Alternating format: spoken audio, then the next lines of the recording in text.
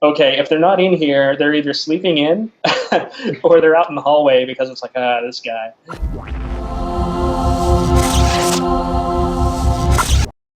Hi, my name's Andrew Harvey. I'm here with Ernie Miller talking about all things RubyConf in conjunction with multifaceted.io and Ninefold.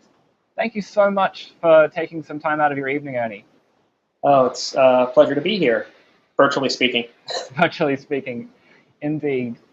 Now, we're going to ask you some questions about your talk and about RubyConf, but we're going to start off with something a little bit probably more about you.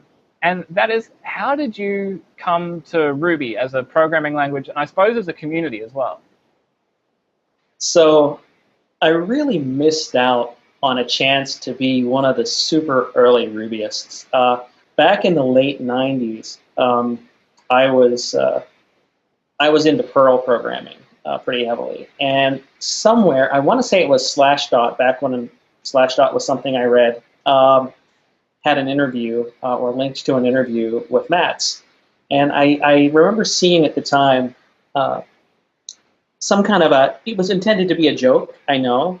But Matt said, we named it Ruby because Ruby is more valuable than Perl.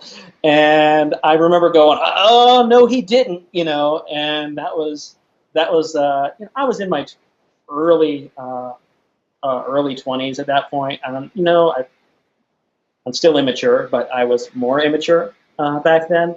And I mean, I really, I stopped trying to learn it, even back then. I remember I walked away from it thinking, oh, well, he just dissed Perl. So, which was silly because, I mean, I've grown to love the language so much. And I came to Ruby like so many other people when I finally did kind of come around via Rails. But very quickly found myself even more enamored with the Ruby language than the Rails framework. There are certain things about it that ring so true to me about, Matt's saying that he optimized it for happiness, and programmer happiness is definitely what it does for me. The things that you can do in Ruby, even like the really horrible ideas that you can do in Ruby are beautiful in their own messed up way. The fact that you can even do it is just amazing.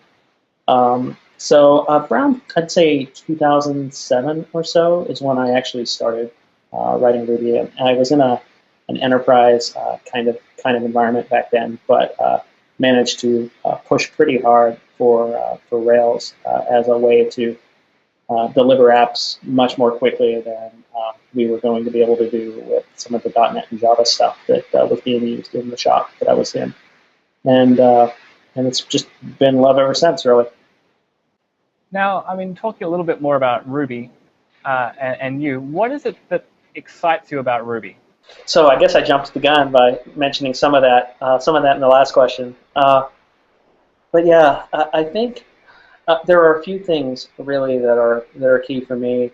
One is that it gets out of the way and it lets me do things without really any ceremony. And people kind of say that's a bit of a double-edged sword, but I think that in the end, getting something running and being able to prove out a concept quickly, and then know that this is a language that, despite all of the bad press it used to get about not being able to scale, people have figured out how to scale Ruby apps at this point pretty well. And sometimes it's a combination of Ruby and other technologies, but there's just something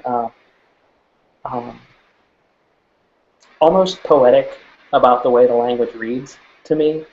It takes just enough English and throws out the rest, right? It's kind of like it borrows words from English, really. But it's its own thing. There's some of this in my talk, right? I don't want to spoil it, but I mean, the idea that Ruby is a language, and a language is, in essence, a tool to tell stories, right? And the kinds of stories that you can tell and with a language like Ruby that's so expressive, the way that it reads, the speed with which you can tell these stories, to me is really what I think has made me love the language so much. Cool. And was that vague enough for you? Was that vague and very hand-wavy?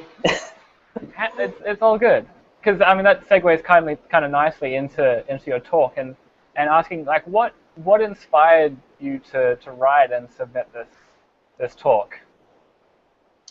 Well, initially the talk started out as almost geared towards, well, initially it was going to be a follow-up to the Active Record talk, and it was going to be a support group for ActiveSupport, right? And so that was how it started initially. And I'll admit I'll pick on ActiveSupport a bit in certain ways in this talk, but it's turned out to be much less about ActiveSupport and more about patterns that I've seen develop in the Ruby community, some of which are baggage from other languages or other paradigms, some of which are, Rails-isms that aren't exactly Ruby-isms. These are all things that I've seen. I mean, I did consulting for a while before I started working for some startups and before I started working for Aptris most recently. And in the consulting world especially, I got to see so much bad code, right? I mean, you get pulled into projects that maybe they don't realize they're rescue projects, but they are rescue projects by the time you sit down and look at it. And I wrote my fair share of bad code. I mean, you got to remember, I came to Ruby from Rails, so there were a lot of things that I fell in love with early on, like, oh, let's write lots of class macros and stuff like that. And sometimes they're not a great idea. So I've learned a lot over the years. I've written my fair share of bad code, and I've seen a lot more bad code. And I just want to talk a little bit about some of the ideas that are fundamental to the way that I relate to Ruby, the way that I understand Ruby. They may or may not be things that are all going to resonate with everyone, but I'm hopeful that at least a few of them will touch each and every person in the room. Maybe different things, right? And so that's really it. It's just kind of a desire to help people sort of. I mean, Mats is certainly better equipped to explain the philosophy of Ruby, but there's a certain understanding that I've come to have about Ruby, and I have pretty strong opinions. Anyone who's ever talked to me can verify that claim. And I want to share some of them with folks and see where it leads. Hopefully it'll be fodder for the hallway track. Awesome. Now, I suppose this leads in. I mean, this is really good. You're really preempting my questions very well. Because the next question is, what do you want people to walk away from your, like when they walk out into the hallway track, what do you want them to walk away with from your talk? Hopefully a different perspective on maybe why they write programs, hopefully how they write programs. One of the things that's become really clear to me, I write pretty extensively, not code, just blogging, heck, emails, all kinds of written communication, right? And I've said before in another talk that programming is written communication. And if we are really engaging in written communication, then it pays to spend some time thinking about how we do that. How do we communicate, right? And I hope that it'll help people sort of take a different. I mean, I think computer science is kind of a misnomer, right? Because I never got into programming anyway because of the science piece of it. I got into it because it always felt like creative to me. It always felt like art. I mean, you take this blank text editor and you're creating something from nothing. I mean, it's pretty amazing. It's pretty empowering. And so I hope that, after this talk, maybe some folks will, if they weren't kind of looking at it that way, or if they had gotten bored with what they were doing, maybe they'll be a bit more energized afterwards. Looking more broadly at the conference, are there any talks I'm anticipating you've had a little look at the schedule. Are there any talks that you're really looking forward to getting to? It's funny you should say that. I did actually look at the talk list, and after I did, I remember saying to myself, I need to go see these things, and I never wrote them anywhere, right? But very, very quickly, a couple of things that had really popped out to me. before. One was Evan Light's talk, recommendation engines with Redis and Ruby, partially because I actually just got done working with a recommendation engine when I was at Ninefold. And so I'm curious to see what he has to say about the approach to do that. I also really like the API design for gem authors and users talk from Emily Stolfo, I believe is the pronunciation.